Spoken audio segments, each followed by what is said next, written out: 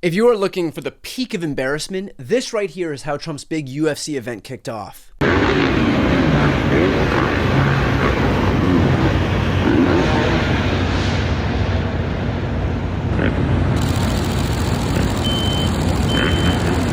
Which is to say, Trump's big taxpayer-funded birthday party is kicking off as exactly the kind of circus you'd expect it to be.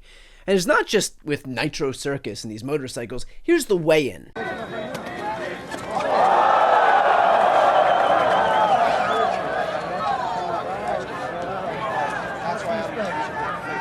Look at this, look where we're at, look at this beautiful view.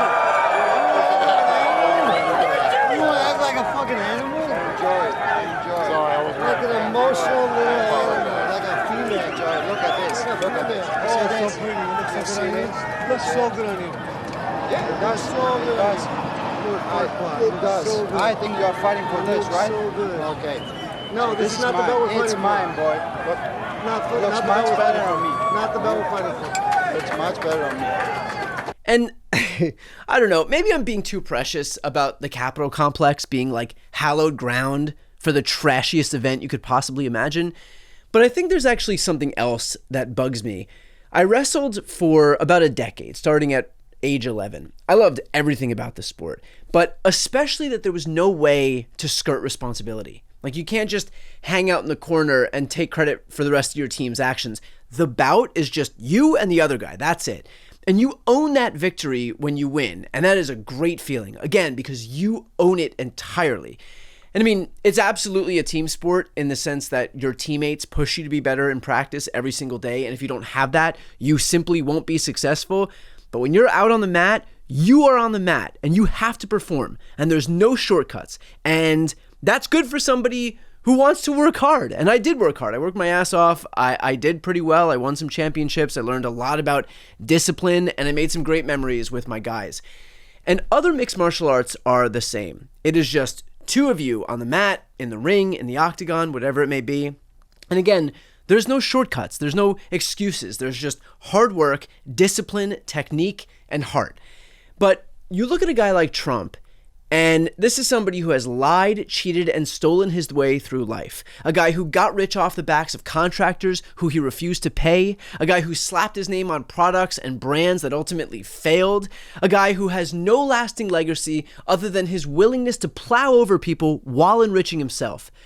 And I see the dichotomy between this guy who has climbed over everybody else to take all the credit for himself and these fighters who could only get there if they worked for it.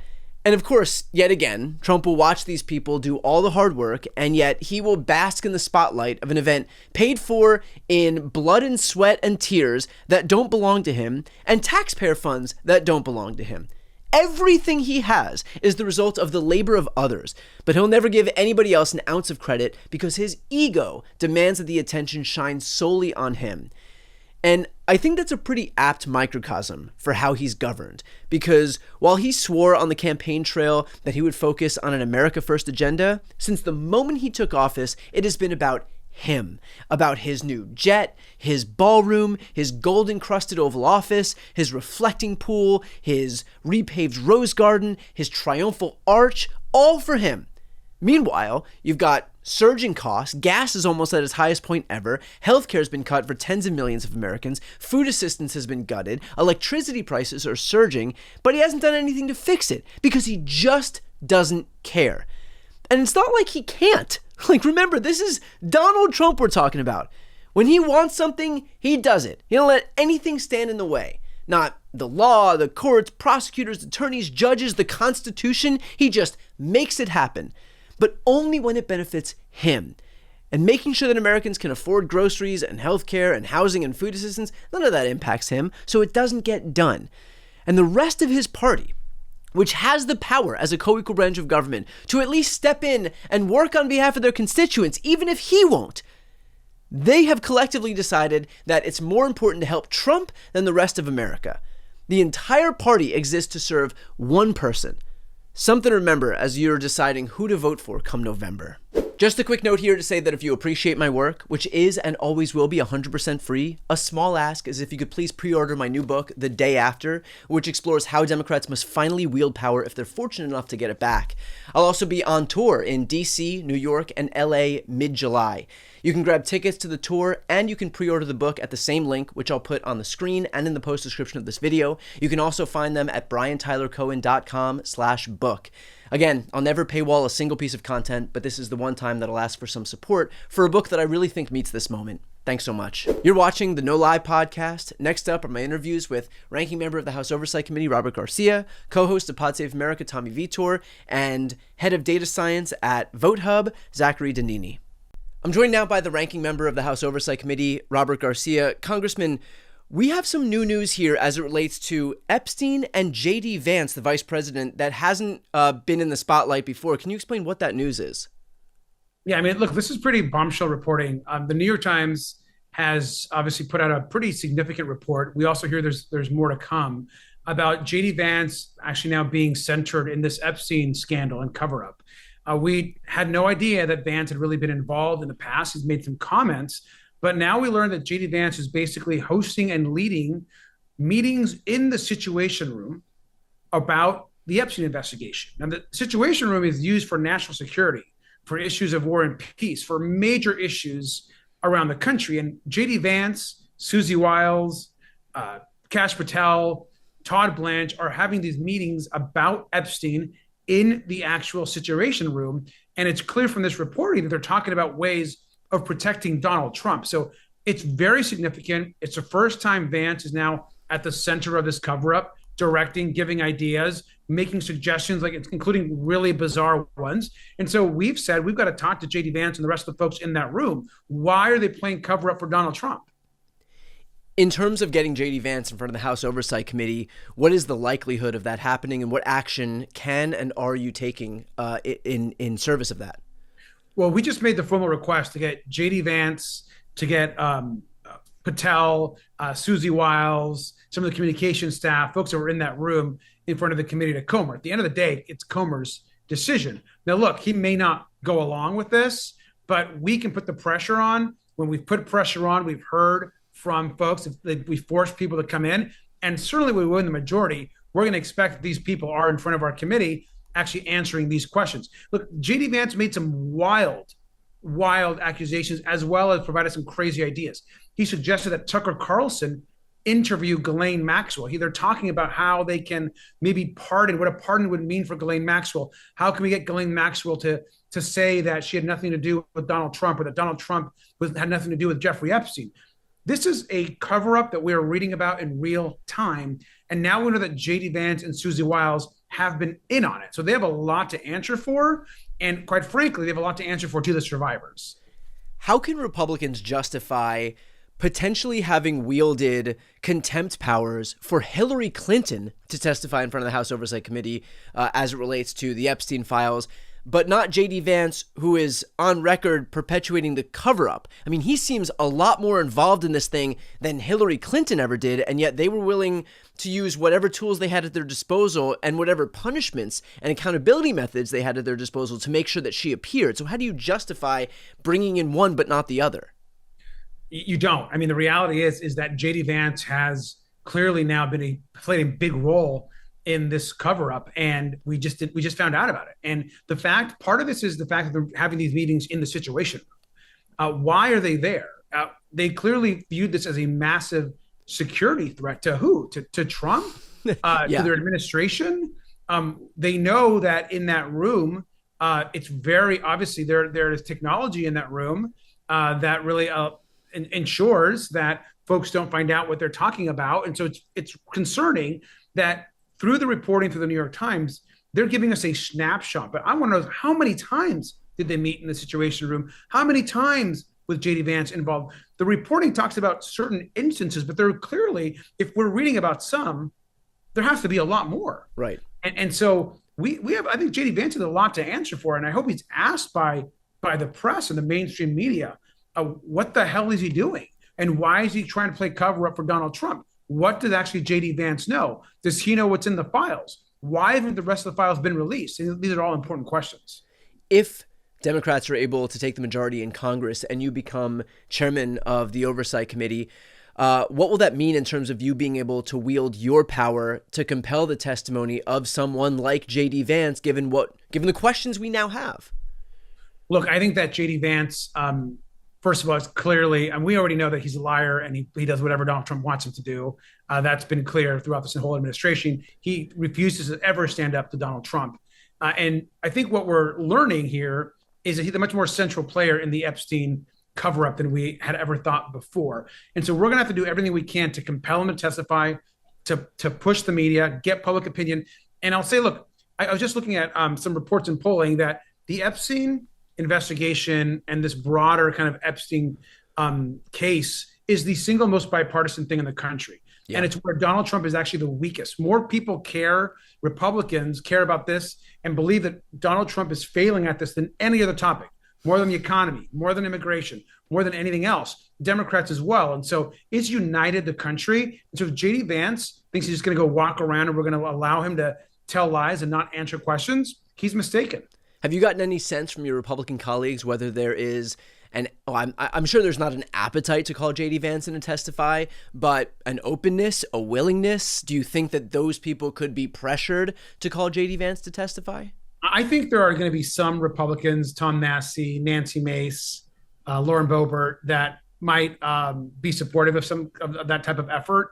But I think that J.D. Vance, the bigger question in the Republican Party, broadly speaking, is he had never been a part of this investigation before. And there was no evidence linking him to any sort of the cover-up. But now it's clear he is not only part of the cover-up, he's leading cover-up meetings in the situation. We can't get more serious than that. And so he has a lot to answer for. And I've encouraged my congressional colleagues over the last few days to stay on this. We got to hold J.D. Vance's feet to the fire here. He's the vice president of the United States, second in line to the presidency, and he's playing cover-up for Donald Trump. It's got to end. You know, some of those colleagues that you had mentioned, Nancy Mace is in her last term in the House. She obviously lost her primary for South Carolina governor. I believe came in 5th in that primary. You have Thomas Massey, also was ousted thanks to help from Donald Trump. And so given the fact that these people are kind of freed from the shackles of what is expected of you if you want to remain a member in good standing of Donald Trump's Republican Party, do you expect that they'll be a little bit more outspoken in terms of their support for transparency on this issue? I mean, I do hope. I do expect that they will be. Obviously, wait and see. But look at Marjorie Taylor Greene. I mean, I think that she's a good example of someone that has kind of broken free from Donald Trump and, very much has a strong political opinion, of which I strongly disagree with. But overall, she's not in it anymore to please President Trump, which is what she did the entire time almost that she was in Congress. And so I hope that Nancy Mace, I hope that Thomas Massey in these months ahead continue to show some courage and push on the Epstein files. We need to get more answers. And we need now, why the hell is Susie Wiles so obsessed also with the Epstein files? And she's directing all sorts of things. We're hearing from Bongino, of course, was at the FBI, saying some pretty crazy stuff. And so again, there's just more to look at, more to investigate. Another really critical part that was in the reporting was, Pam Bondi liked to throw Todd Blanche under the bus a lot in her deposition, saying that somehow he was completely in charge of everything. And obviously Todd Blanche was in these rooms, but so was Pam Bondi. Pam Bondi attended these meetings sometimes by phone. And so this idea that Pam Bondi had no idea what was going on, she certainly never mentioned to us she was having meetings in the Situation Room. And so I think it's very concerning. Especially because, this is where the operations took place to take out Bin Laden and Soleimani and Al Zawahiri and to equate those missions with what is now a mission to protect Donald Trump from the Epstein files is pretty telling in terms of how important this administration views this entire cover-up effort. But something that was also striking in terms of Donald Trump going after these people who dare speak out against him as it relates to Epstein is Donald Trump also decided to create a new website as part of whitehouse.gov, and that was what he's calling a media offenders list. There's a bunch of content creators. Congratulations. Thank you. Yes, it is. It's something that I wear as a badge of honor. I'm one of the names of those content creators who were included on that list. And so I just wanted to get your reaction to the fact that you had a Republican Party that predicated so much of its identity on this idea that they are staunch opponents of censorship and they're going to be these champions for free speech, now publishing an enemies list of content creators like YouTubers and podcast hosts on whitehouse.gov. Just your reaction to the fact that this is where their priorities are at the hands of a party that would beat its chest as being anti-censorship. These people are just a total joke. I mean, they're a joke. They weaponize the government. It's crazy to be like both so incompetent and so crazed about attacking people at the same time. I mean, look, I think they have worked to destroy anyone that opposes them. It's part of their authoritarian playbook. They have gone after, whether it's large companies like obviously CBS and large institutions, to successful new media channels, right? Like yourself, other podcasters that are out in this space. People, I mean, you and others have these enormous audiences in the digital space, on YouTube, so many other ways. And I think they're intimidated by that. The right, we've allowed the right for so long to dominate the digital space, to dominate YouTube, to dominate the podcasting space. And it's just been in the last few years, you look about what's happened in the last 5 years, 3 years for us on the progressive front, we're actually making some headway now. Yeah. There's investments that are happening. So of course, Donald Trump is going to attack that. He's going to try to bring folks down and intimidate. Because as you have a great operation. There's also some smaller operations that intimidation can have an impact. People 100%. Don't have the ability to defend themselves oftentimes, or the resources to fight Trump's Department of Justice. Yeah, I completely agree. I mean, the whole point of this is to have a chilling effect. What do you think your Republican counterpart in the Oversight Committee, James Comer, or Jim Jordan, who chaired the subcommittee on the weaponization of government, what do you think that those Republicans would say if Joe Biden had created an enemies list and published it on the taxpayer-funded whitehouse.gov website? Insane. I mean, I can't believe that they went after Joe Biden for using an auto pen, and that was the thing they're mad at, or they were mad that he was old. I mean, Donald Trump is literally stealing everyone's money and giving it to himself and his family. They're going after journalists. They're attacking the courts. They're stealing money. They're cutting real estate deals. They're destroying the White House, building cage matches in front of it. I mean, it's beyond. They've destroyed our relationships around the world. He is just the worst person to ever lead our country by far, and his administration is. And I think we're all just waiting for the day where we can turn the page on Donald Trump. Well, look, I know that I speak for a lot of people watching in saying, first off, thank you for the work that you're doing and keeping these important issues to hold Trump to account at the forefront. And second of all, in terms of that work starting, hopefully just a few months from now, you do become the chairman of the House Oversight Committee, and we can start digging into some of this stuff that I think the American people have very valid and legitimate questions about. First and foremost on the Epstein matter, but a whole raft of things that you just mentioned, whether it's the financial corruption, these deals that Trump is engaged with, these vanity projects that he's doing right now, the fact that his kids are involved in all of these military endeavors, and the list goes on and on. So again, the work to begin holding this administration, this overtly corrupt administration accountable, hopefully starts sooner rather than later. And I know that a lot of that is going to be in your jurisdiction. So with that said, we'll leave it there. Congressman, I appreciate your time. Thank you. Tommy, it looks like Donald Trump just got hit with a brand new Epstein blow from somewhere he didn't expect. Ooh. Let's see the clip. I want to watch. They're traitors. The ones that refuse to release the Epstein files want to cover up for pedophiles and rapists and all sorts of disgusting things in these files. Those are the traitors to the American people, and they should be ashamed of themselves. This report basically says it was the president who didn't want anything released. Are you saying that applies to the president himself? I'm saying exactly that. He told me on the phone that his friends would get hurt, and that's why he's against releasing the Epstein files. It's been shocking to people, many people that voted for Donald Trump, many people that voted Republican, that they would actually follow through to try to cover up the Epstein files. So, ouch. Not too ambiguous there with traitor. Green's. You're a traitor. Yeah. I mean, what kind of an impact do you think that that's going to have here as Trump continues to try and basically quash any dissent as it relates to Epstein, but you have people like Marjorie Taylor Greene making sure that this issue doesn't die. I think that there was a bunch of folks in the MAGA movement who sincerely believed that Donald Trump would expose the Epstein files and expose the kind of client list, take down this cabal of elites and actually put people in jail.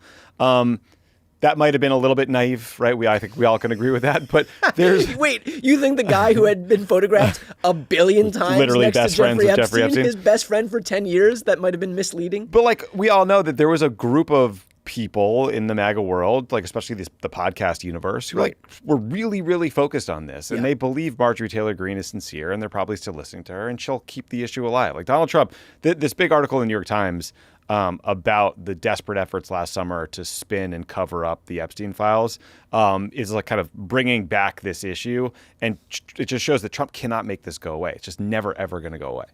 What about the fact that he tapped Todd Blanche to be his permanent attorney general? I think that this was obviously with Epstein in mind, because if there's anybody who's going to be willing to defend Trump, like to the ends of the earth, it's going to be his own former personal criminal defense attorney, somebody who's already shown to be willing to do whatever it takes as far as Epstein is concerned. The guy went to Florida, talked to Ghislaine Maxwell, and immediately moved her over to a minimum security prison in Texas. Nothing sketchy about that? We don't know. He No. refuses to say it. Yeah, now he claims it was a threat to her life. So that's why she had to go to a country club. Yeah. I guess. So do you think that that Todd Blanche is going to be able to effectively bury this thing? I mean, so this New York Times report, it's an excerpt of the new Maggie Haberman book that's about how Todd Blanche, who is currently nominated to be Trump's attorney general, was sitting in the Situation Room at meetings conspiring to cover up, suppress, otherwise just like kill all of these horrible allegations within the Epstein files, including ones that Trump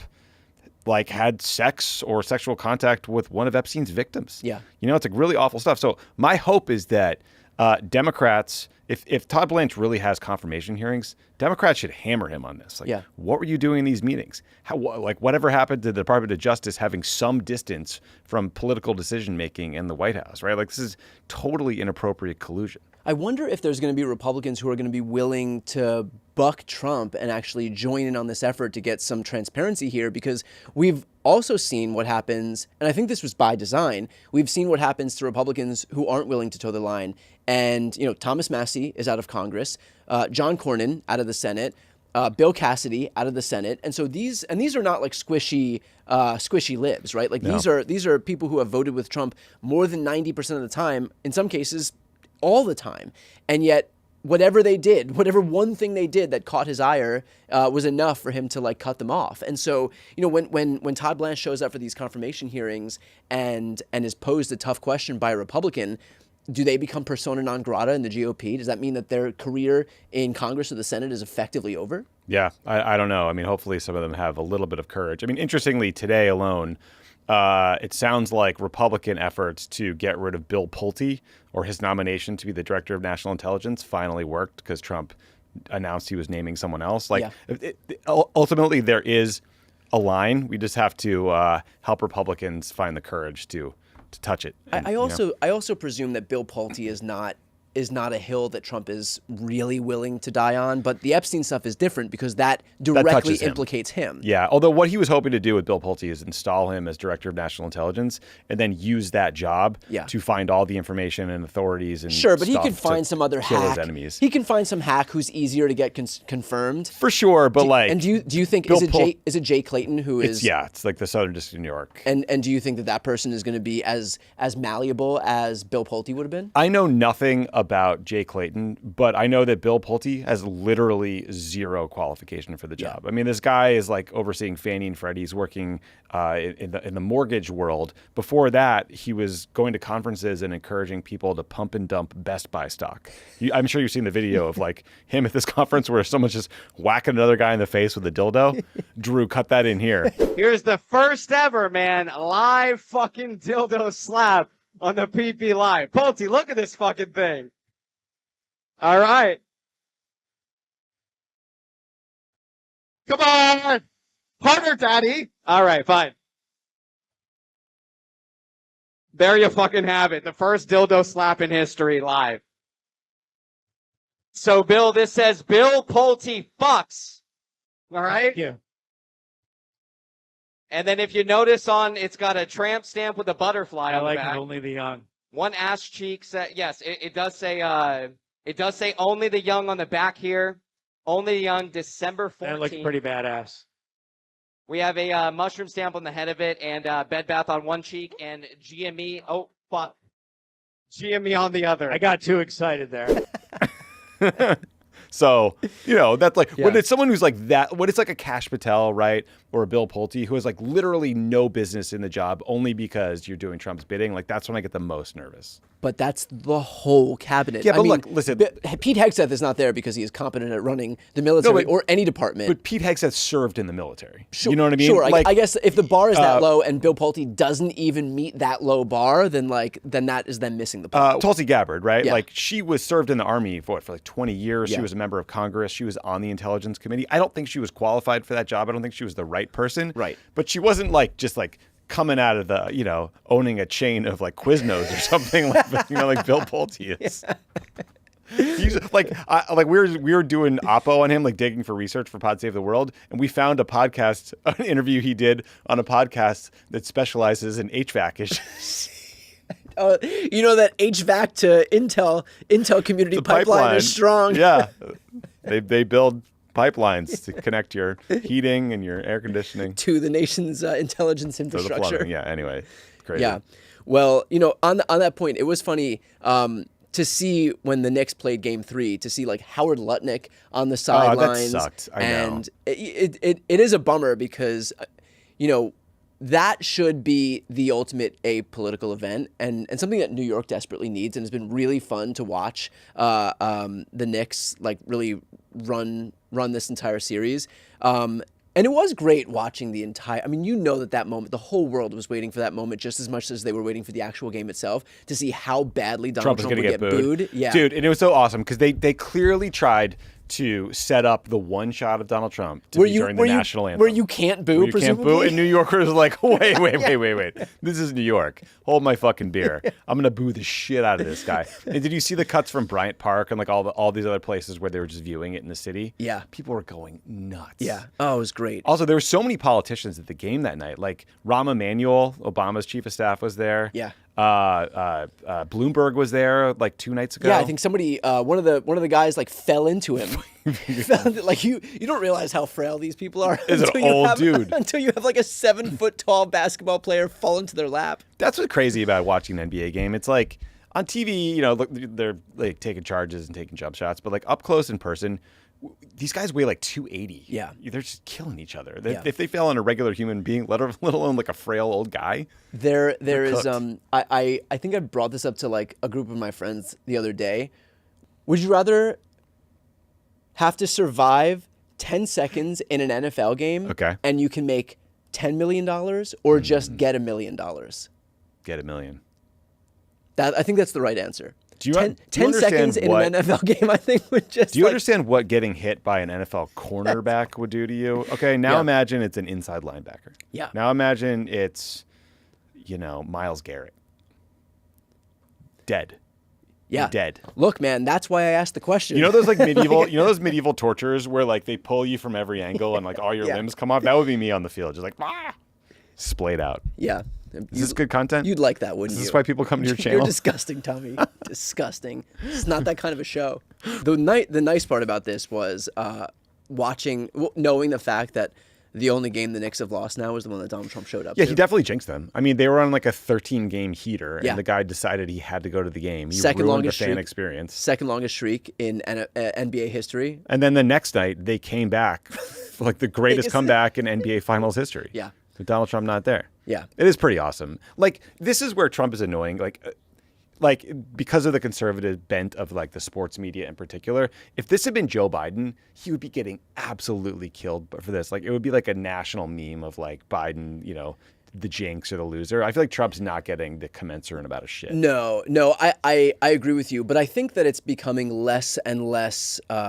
like in style and fashion to like in vogue to stand behind Trump, especially absolutely. like in the sports world, especially with the Epstein stuff bearing down. It's like there's a very easy retort to anybody in the Barstool world that continues to like advocate for Trump, and it's like, all right, but like guys, like pretty deeply mixed up with pedophiles. So I remember like earlier on in the first term, there were like NFL players doing the Trump dance in the end zone and stuff, right? Like it was like a Amon-Ra St. Brown, I think, was the first one that did. Like a bunch of players were doing it, like cool, good players. Yeah. And it made me very mad. And also like he was in the cultural zeitgeist. Like people were showing up to the inauguration, and now like Milli Vanilli's canceling on them. You know, shit is dark. Although what really hurts as a lifelong Giants fan is like the one player that didn't get that memo is Jackson Dart, and that sucks. Can't believe you're a quarterback from Old Miss is a Republican. Well, look, even the other Old Miss quarterbacks at least have Eli Manning has like enough sense not to align himself with the Republican Party in New York of all places. Yeah, it was weird. It like turned into that weird fight on Twitter about it and whatnot. Yeah. I don't know. Like my view on this is I feel like everyone just gets to like who they want to like, and we can live and let live and move on. And like scolding players into liking people or not has proven to be ineffective from our side of the aisle. You know what I mean? What, you're not down with the intolerant left? No, I don't think that worked well for us. Yeah, no, you're right, but I still hate it. I do too. It sucks. I still hate that. My owner's Bob Kraft. Yeah, it's fair. He's like best friends with Trump. He was courtside too. The Knicks owner is. I saw him. The Knicks owner is the same deal. Like James Dolan sucks. He has like been sparring publicly with Mayor Mamdani, who tried to have this watch party outside Madison Square Garden, and like Dolan canceled it. So James Dolan famously has like security officials in the arena spy on people and will like kick them out if they say stuff making fun of him. Yeah, I saw that. I saw that reporting the other day. Yeah, Pablo Torre's stuff, I think. Yeah, pretty wild stuff. Okay, well, with that said, for those who are watching right now, first of all, go Knicks. Boston sports teams suck.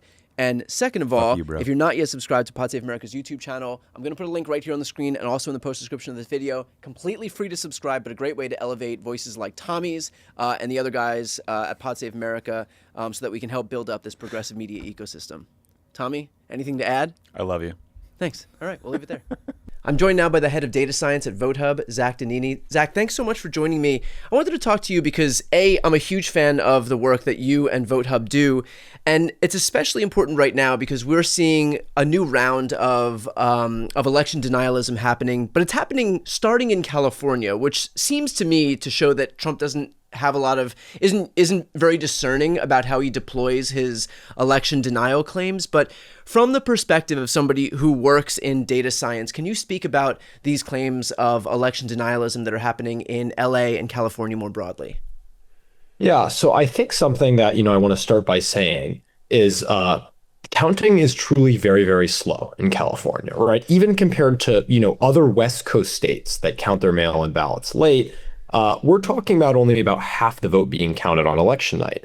And those votes are counted in roughly chronological order, and different people hold their ballots and return them earlier and later. It's different populations. And I think, from my position, I try to, understand that is like not exactly intuitive to people who don't obsessively follow elections like me. But it also, is we try to communicate that because we know what those shifts are roughly going to look like to people. On that point, there have been a lot of Republicans who've come forward and said, well, that kind of a system breeds distrust. My pushback to that is that the system doesn't breed distrust. The system is what it is. We allow a lot of different avenues for people to vote and for those votes to be counted. What breeds distrust is the people who breed distrust, is the people who come forward and say that when there is election day votes that are counted first and then mail-in ballots, which skew overwhelmingly Democratic, when those come in after and the vote total shifts from a redder electorate to a bluer electorate, we're inevitably going to see, we're going to see Democrats do better and better as more votes are counted. I think that's what undermines trust in the elections. But from your vantage, having looked at both the California system and the rest of the country, can you give a sense of what you think when people say that a system like the one we have in California breeds distrust? Yeah, so I do think in general it is it is just tough for people. In a lot of states they wake up and they see someone's losing by 1% or something on Wednesday morning, and maybe they think, oh, this is close, they could come back. In California that can be 10 or 12% and someone can come back. So the system in California is it is a bigger number than what we're seeing everywhere else. But a falsehood that is just really frustrating, I think, that we've had to deal with in the last week is this idea that these late mail ballots always favor Democrats. Recently this week, posted about, an election that I was in charge of covering in 2022 when it was a Republican candidate, David Schweikert in Arizona, who was losing by double digits with 70% of the vote counted in Arizona House District 1 in 2022. And he came back and won, right? It goes both ways. And I think it's important, for people to try to bring those facts to light so people aren't getting a warped picture of what happens. In terms of the broader election coming up now, as we look toward midterms, can you give me your sense of where we stand as far as the Senate is concerned? Yeah, so the Senate is an interesting situation because there are kind of two different sets of states. We have Maine, Michigan, North Carolina, and Georgia. These are states that were close. Maybe Trump won them by a little. In the case of Maine, Harris won them. Democrats kind of need to sweep these four. And then there are other states, Iowa, Texas, Ohio, and Alaska. All these four states, Trump won by double digits, but Democrats need to win about two of those as well to win control of the Senate. So, what this means is, you have to hold serve in these races that Democrats should be winning in a blue environment. And you have to win a couple races in states that will be difficult to win, even in a blue environment with good candidates. What does VoteHub's analysis suggest would happen, if the race were today? If the race were today, honestly, we think Republicans would probably hold control of the Senate. Right now, in our polling average, we have Democrats ahead of Republicans in generic ballot polls by 5.4 points. We actually expect this to shift towards Democrats considerably the next 6 months. Our projected November average is D plus 7.2. And why? There's just a historic pattern where in midterm elections, the public sentiment usually shifts towards the out party in the months leading up to the election. After even, considering that shift right now, we give Republicans a 55% chance to win the Senate. So roughly a toss-up, but a very, very narrow, we have Republicans very narrowly favored. Are there any unforced errors that are causing a chance for Republicans to be more successful than they should be as far as the Senate map is concerned? So I think one issue for Democrats is Maine and Michigan. The candidate quality in these states is unclear. I don't want to say that, the Democrats are going to throw away these races because of poor candidate quality. There's no evidence to make you think that will definitely happen. But it is important to, consider, Georgia and North Carolina, you have these battle-tested candidates, Jon Ossoff and Roy Cooper, who we know are very, very good at winning elections and strongly believe they can do so in such a blue year in their purple states. Michigan and Maine, I'm sure Democrats wish they had a Roy Cooper, wish they had a Jon Ossoff to run in these states, but they don't, right? So it's just more of a question mark. I think 6 years ago, people would have said Jon Ossoff was, an inexperienced candidate without a track record of winning elections. Now we view him as really strong. We could be saying the same thing about Graham Plattner in 6 years, or we could be saying in 6 years, wow, Graham Plattner lost Maine in a blue midterm.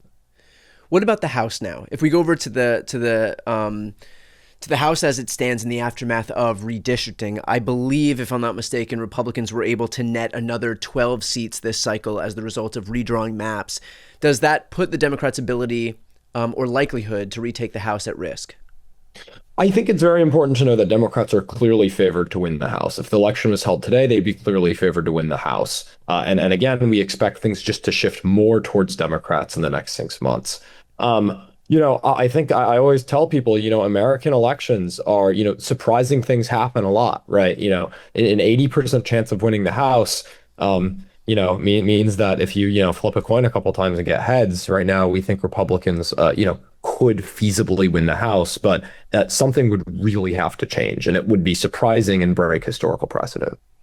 What about in subsequent cycles? What do you foresee as the prospect of Democrats redrawing maps and some of these weapons that haven't yet been deployed? I'm talking about the ongoing redraw in New York, which of course took will take a constitutional amendment. I presume that we'll see another effort in Virginia. That one will likely be successful because the technicalities that precluded it from working in 2026 likely won't present themselves in 2028. There is, of course, the ability for California to redraw again. There are, I believe, 7 seats that Republicans will still hold in this state. So the map may very well look different, especially in the aftermath of Democrats seeing the extent to which Republicans were willing to engage in this process in Texas, Florida, Ohio, Missouri, Tennessee, Alabama, Mississippi. I mean, North Carolina, possibly South Carolina, the next election cycle. So what can that look like? And I guess the broader question is, is there a world where Democrats can actually come out on top if they're willing to fight fire with fire and be aggressive here, as aggressive as Republicans have been?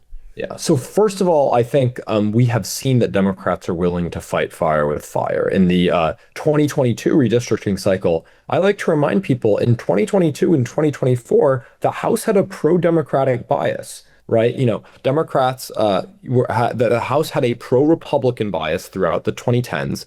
The Democrats, in Illinois, Oregon, Nevada, New Mexico, he's basically said, we're done with this. And they actually kind of redistricted Republicans in 2022 and 2024. 2026 cycle, as I'm sure everyone listening to this knows, was a big win for Republicans. Probably about 7 to 8 seats in a neutral environment. Yeah. But now Republicans are now kind of tapped out in a lot of their states. Another one I'll throw out there you didn't mention is Colorado. That's a 4-4 map right now. It's very easy to draw an 8-0 map for Democrats in Colorado.